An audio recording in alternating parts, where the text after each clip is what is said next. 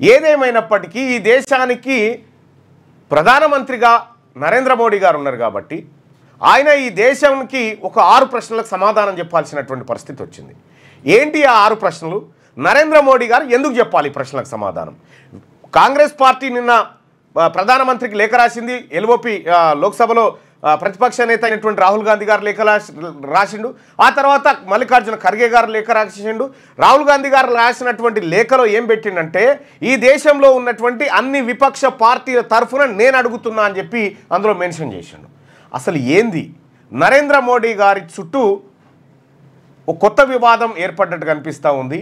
ఈ 6 ప్రశ్నలకు సమాధానం చెప్పుకోవాల్సినటువంటి అనివార్యత ఏర్పడ్డది. ఏంటి ఆ 6 ప్రశ్నలు? ఒకసారి బోర్డు పెట్టి.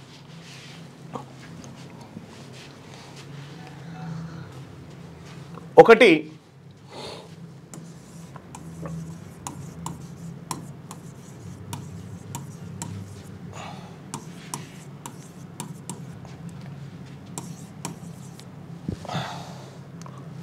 సోషల్ మీడియా ప్రశ్నలు ఇవి.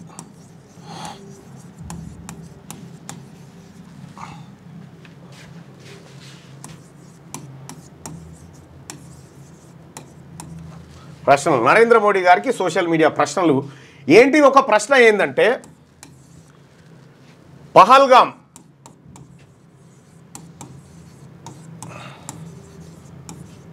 దాడి గురించి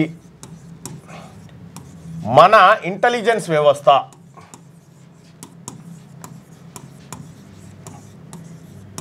ఎందుకు పసిగట్టలేకపోయింది? పసిగట్టడంలో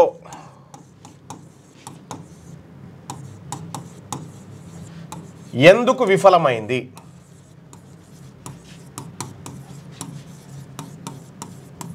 ఇది మొదటి క్వశ్చన్. భారతదేశంలోకి శత్రు దేశాలు లేకపోతే శత్రు దేశాల మనుషులు చొరబాటుకు గురి చేస్తే నిరంతరం నిఘా పెట్టేటువంటి టెక్నాలజీ, శాటిలైట్స్, ఆ తర్వాత నిఘా వ్యవస్థలు మనం చాలాసార్లు పేపర్లలో చూస్తూ ఉంటాం. ఉగ్రదాడులు జరిగే అవకాశం ఉంది, అప్రమత్తంగా ఉండండి అని చెప్పి. సహజంగా 26 జనవరికి 15 ఆగస్టుకు మన దేశంలో రొటీన్గా ఇస్తూ ఉంటారు అవి.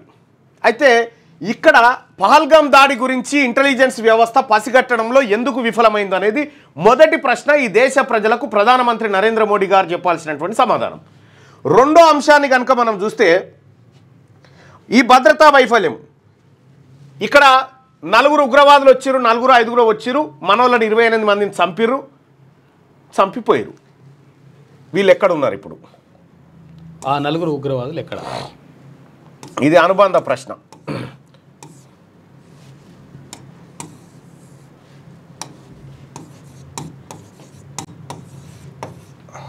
పహల్గాం నాకు సరిగా రాయనికి రాదైతే.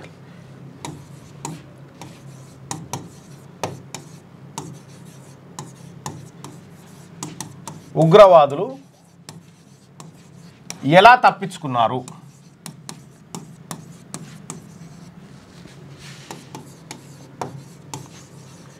ఈ ఉగ్రవాదులు పహల్గాంలో దాడి చేసినటువంటి ఉగ్రవాదులు ఎట్లా తప్పించుకున్నారు? ఇది దీంట్లోనే అనుబంధ ప్రశ్న. మొదటిది పహల్గాం దాడి గురించి మన ఇంటెలిజెన్స్ వ్యవస్థ పసిగట్టలేకపోవడం. మోరోవర్ ఏంటంటే అత్యంత కీలకమైనటువంటి పర్యాటక ప్రదేశంలో ఒక్క పోలీస్ అధికారి కూడా లేకపోవడం. ముందే కాశ్మీరు, అంతకంటే కొద్ది రోజుల ముందే భారతదేశం మీద దాడులు జరగవచ్చు అని చెప్పి అంతర్జాతీయ నిఘా వ్యవస్థలు కూడా ఒక మాట చెప్పినాయి. అయితే దీంట్లో ఈ పహల్గాం దాడి చేసినటువంటి ఉగ్రవాదులు ఎలా తప్పించుకున్నారు? పహల్గాం దాడి జరిగినటువంటి ప్లేసు ఎట్లుంటుంది? ఆ ప్లేసు అక్కడికి సైకిల్ కూడా పోతే గుర్రమే పోవాలి. గుర్రం మీద పోతే తప్ప ఆ గుర్రం కూడా ఏం కటా నురకది. మెల్లగా మెల్లగా రాళ్ళ మీద అడుగులు వేసుకుంటూ అడిగి చేరుకోవాలి. పోయిన వాళ్ళందరూ కూడా ఇట్లా గుర్రాల ద్వారా పోయినటువంటి వాళ్ళే. సేమ్ ఈ పర్యాటకులు ఎట్లయితే వాహనాలు ఉపయోగించలేరో ఉగ్రవాదులు కూడా ఉపయోగించలేరు కదా. అక్కడ కరెక్ట్గా కాల్పులు జరిపిన తర్వాత 22 నిమిషాలకు ఆర్మీ అక్కడికి చేరుకుంది. 22 నిమిషాలకి మన సైన్యం అక్కడికి చేరుకుంది కాల్పుల తర్వాత. ఈ 22 నిమిషాల్లో కాల్పులు జరిపినటువంటి ఉగ్రవాదులు ఎంత దూరం నడవగలుగుతారు? అవి కొండలు, గుట్టలు, రాళ్ళు, రప్పలు. మహా అయితే 2 నుంచి 3 కిలోమీటర్లు నడవగలుగుతారు, లేదా గట్టిగా ఇంకా ప్రాణభయంతో 5 కిలోమీటర్లు పరిగెత్తిరు అనుకుందాం. కానీ వాళ్ళ అవతల నుంచి కూడా ఉంది కదా మన ఆర్మీ. వాళ్ళని అలర్ట్ చేస్తే వాళ్ళ అవతల నుంచి కూడా మన ఆర్మీ ఉంది కదా. వీళ్ళు ఎట్లా తప్పించుకున్నారు? ఎక్కడ పోయినారు వీళ్ళు? అసలు ఏం జరిగింది? ఇది $1,00,000 ప్రశ్న. ఇది నరేంద్ర మోడీ గారి ముంగట ఉన్నటువంటి మొదటి ప్రశ్న. ఇది రెండో ప్రశ్న తీసుకుందాం.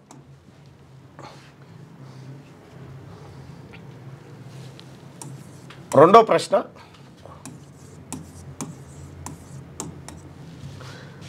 సైనిక నష్టాలపై స్పష్టత రావాల్సినటువంటి అవసరం ఉంది. సైనిక నష్టాలు,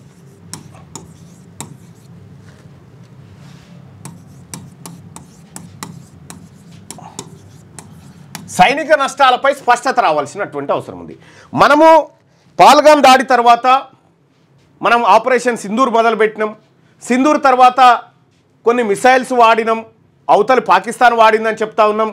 పాకిస్తాన్ మన వాటిని టార్గెట్ చేసింది, మన పట్టణాలను టార్గెట్ చేసిందని చెప్తా ఉన్నాం. సో అవి నియంత్రించేటువంటి క్రమంలో మన దేశంలో ఉన్నటువంటి సైనిక నష్టం ఎంత జరిగిందనేది రెండో క్వశ్చన్.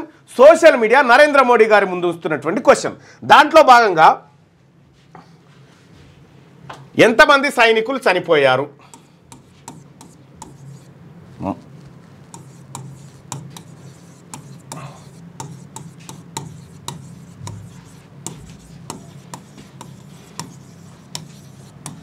ఎంతమంది సైనికులు చనిపోయారు? సేమ్ టైం శత్రు దేశం వైపు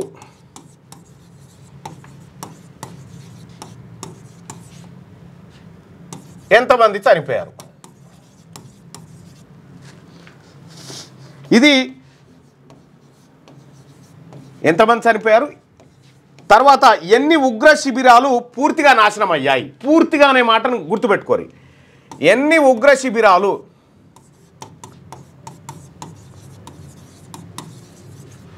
పూర్తిగా నాశనమయ్యాయి?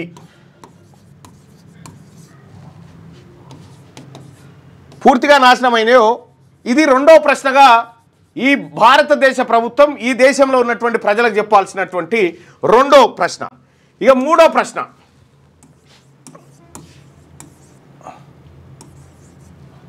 ప్రశ్న నెంబర్ 3, ఆర్థిక నష్టాలు.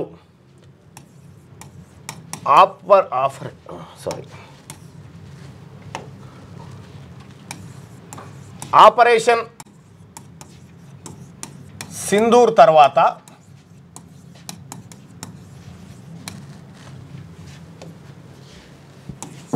మన దేశానికి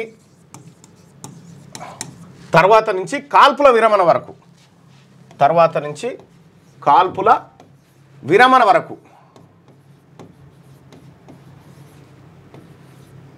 సేమ్ నా లెక్కనే ఉందిగా రైటింగ్, కాల్పుల విరమణ వరకు మన దేశానికి ఆర్థికంగా జరిగిన నష్టం ఎంత?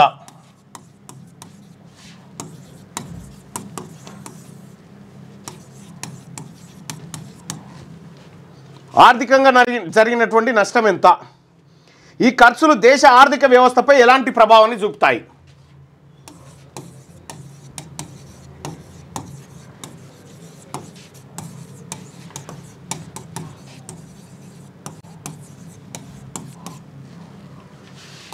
ఎలాంటి ప్రభావాన్ని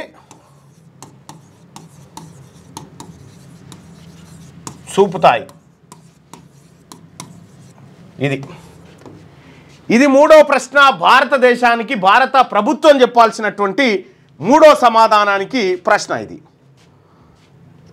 ఇక నాలుగోది అత్యంత కీలకమైంది. ప్రశ్న నెంబర్ 4,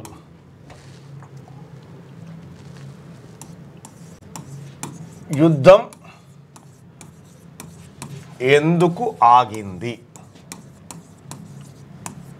అసలు యుద్ధం ఎందుకు ఆగింది? ఇది నాలుగో ప్రశ్నగా పౌర సమాజం సోషల్ మీడియాలో దేశ ప్రభుత్వాన్ని అడుగుతున్నటువంటి మాట. యుద్ధం లేదా సైనిక చర్యలు ఎందుకు అర్ధాంతరంగా ఆగిపోయాయి? ఇది వ్యూహాత్మకంగా ఆగిపోయిందా లేకపోతే అంతర్జాతీయ ఒత్తిడికి తలొగ్గినమా? ఈ అంశంలో స్పష్టత రావాల్సినటువంటి అవసరం ఉంది. ఇక 5వ ప్రశ్న వచ్చేసి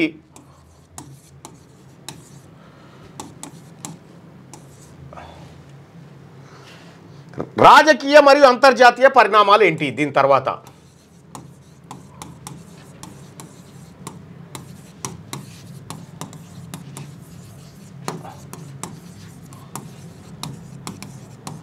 రాజకీయ అంతర్జాతీయ పరిణామాలు ఏంటి? పాకిస్తాన్తో భవిష్యత్తులో సంబంధాలు ఎలా ఉంటాయి? దౌత్య చర్చలు జరుగుతాయా? అమెరికా, చైనా, రష్యా వంటి దేశాలు ఈ సంఘటనపై ఎలా స్పందిస్తున్నాయి? ఇది 5వ ప్రశ్నగా కేంద్ర ప్రభుత్వం ఉంది. ఇక 6వ ప్రశ్న చివరిది.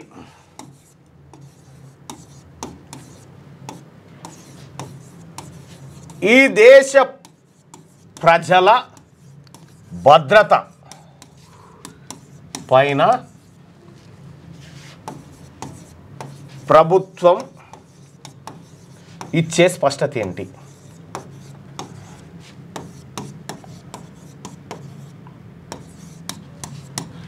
ఈ 6 ప్రశ్నలు సోషల్ మీడియాలో కేంద్ర ప్రభుత్వాన్ని చాలామంది ప్రజలు అడుగుతున్నటువంటి ప్రశ్నలు. మొదటి ప్రశ్న వచ్చేసి నరేంద్ర మోడీ గారికి సోషల్ మీడియాలో వస్తున్న ప్రశ్నలు, పహల్గాం దాడి గురించి మన ఇంటెలిజెన్స్ వ్యవస్థ పసిగట్టడంలో ఎందుకు విఫలమైంది? పహల్గాం దాడి ఉగ్రవాదులు ఎలా తప్పించుకున్నారు? ఇప్పటి వరకు ఎందుకు దొరకలేదు? ఏప్రిల్ 22 నుంచి ఈ రోజు వరకు ఎందుకు దొరకలేదు అనేది రెండోది. ఇక 2వ ప్రశ్న చూస్తే సైనిక నష్టాలపై స్పష్టత రావాలి. ఎంతమంది సైనికులు చనిపోయారు? శత్రు దేశం వైపు ఎంతమంది చనిపోయారు? ఎన్ని ఉగ్రవాద శిబిరాలను పూర్తిగా నాశనం చేశాము?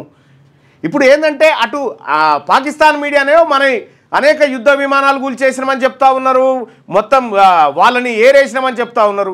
ఇటువైపు మీడియానేమో ఫస్ట్ ఆఫ్ ఆల్ ఇక ఇండియన్ మీడియాకు అటు పాకిస్తాన్ మీడియాకు మొక్కాలే. మీడియా గురించి అనేకమైనటువంటి జోక్స్, అనేకమైనటువంటి ఏది తిట్లు తిట్టుకుంటారు జనం. ఇక్కడ కాల్పుల విరమణ ఇక్కడ జరిగితే ఓ నేషనల్ మీడియాలో రాత్రి 9 గంటలకు యుద్ధం లైవ్, యుద్ధం లైవ్ అంటాడు ఆయన. ఇగో గంత దిగజారిపోయారు. ఇట్లా ఈ అనేకమైనటువంటి 6 ప్రశ్నలు పౌర సమాజం భారత ప్రభుత్వం ముందు ఉంచుతున్నటువంటి ప్రశ్నలు. ఇంకా ఇవి కాక చాలా ఉన్నట్టున్నాయి సోషల్ మీడియాలో దొరికినటువంటి ఇవి. ఇటువంటి ప్రశ్నలు అడుగుతా ఉన్నారు. వీటిపైన స్పష్టత రావాల్సినటువంటి అవసరం ఉంది. భారత ప్రభుత్వం మరీ ముఖ్యంగా నరేంద్ర మోడీ గారు అఖిల పక్షాన్ని, ఏదైతే యుద్ధం ప్రారంభం సమయంలో అఖిల పక్షాన్ని పిలిచి రాజ్నాథ్ సింగ్ గారి ముందు కూర్చోబెట్టి అఖిల పక్షం ముంగట యుద్ధం చేయబోతున్నామని చెప్పారు. మరి విరమించే సమయంలో ఇదే అఖిల పక్షాన్ని ఎందుకు కూర్చుండబెట్టలేదు అనేటువంటిది ఒక ప్రశ్న అయితే, ఇక అత్యంత కీలకమైనటువంటి క్వశ్చన్ ఏంటంటే యుద్ధం విరమణ ప్రకటన అమెరికా ఎట్లా చేస్తుంది? అమెరికా ఎందుకు చేసింది? అసలు మన దేశం మన ఆధీనంలోనే ఉందా? భారత సార్వభౌమత్వానికి ఏమైనా ప్రమాదం ఉందా అనేటువంటి ప్రశ్నలు వస్తూ ఉన్నాయి. నరేంద్ర మోడీ గారు ఆయన ప్రభుత్వం ఇరుకునబడ్డది ఎక్కడంటే డొనాల్డ్ ట్రంప్ గారు యుద్ధాన్ని ఆపు చేస్తూ ఉన్నాము, విరమించుకుంటా ఉన్నాము, ఇరు దేశాలు ఒప్పుకునే అని చెప్పి ఆయన ట్వీట్ చేయడం అసలైన పంచాయతీకి దారితీసింది. సరే, నరేంద్ర మోడీ గారు వ్యూహాత్మకంగా పోతా ఉన్నారా, ఇంకోటి పోతా ఉన్నారా, ఆ వర్గాల నుంచి ఎలాంటి సమాధానాలు వస్తాయి అనేది చూద్దాం. కానీ ఈ దేశంలో యుద్ధం జరగాలా వద్దా అనేది అమెరికా డిసైడ్ చేస్తూ ఉందా అనేటువంటి ప్రశ్న విపక్షాల నుంచి వస్తూ ఉంది. సో దానికి భారతీయ జనతా పార్టీ ఈ ప్రశ్నకు సమాధానం చెప్పకుండా 1971లో ఇందిరాగాంధీ కూడా విఫలమైపోయింది అనేటువంటి మాట అస్సాం ముఖ్యమంత్రి హిమంత బిశ్వ శర్మ లాంటి వాళ్ళు ట్వీట్ చేసి చర్చకు పెడతా ఉన్నారు. కానీ అదంతా వర్కౌట్ కావట్లేదు. మీ పిల్లలు ఐఐటి ఎంసెట్ లాంటి కాంపిటేటివ్ ఎగ్జామ్స్ కి ప్రిపేర్ అవుతున్నారా? జాబ్స్ కోసం చేసే ప్రయత్నంలో విఫలమవుతున్నారా? ఇంగ్లీష్ పై పట్టు సాధించలేక పోటీ ప్రపంచంలో వెనుకబడుతున్నారా?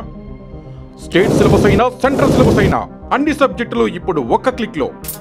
షేక్ స్పైకర్ ఇప్పటి వరకు ఎవరు తయారు చేయలేని విధంగా రూపొందించబడిన సరికొత్త యాప్.